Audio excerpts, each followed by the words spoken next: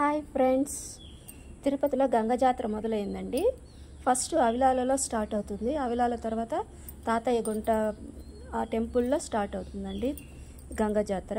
ఇది వారం రోజుల పాటు జరుగుతుంది. మొదట మంగళవారం రోజు చాటింపేస్తారండి. మళ్ళీ వచ్చే మంగళవారం వరకు కొనసాగుతూ ఉంటుంది. రోజు ఒక్కొక్క వేషంలో అమ్మవారు మనకు దర్శనం ఇస్తారండి.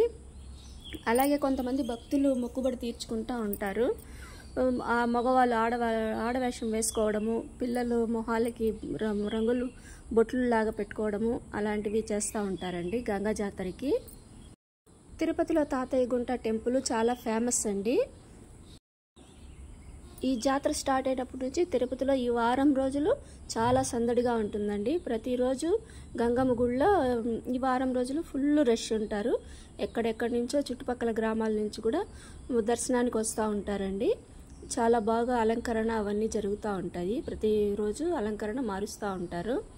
మీరు వచ్చి ఒకసారి దర్శనం చేసుకోండి. నచ్చితే లైక్ చేయండి. బాయ్.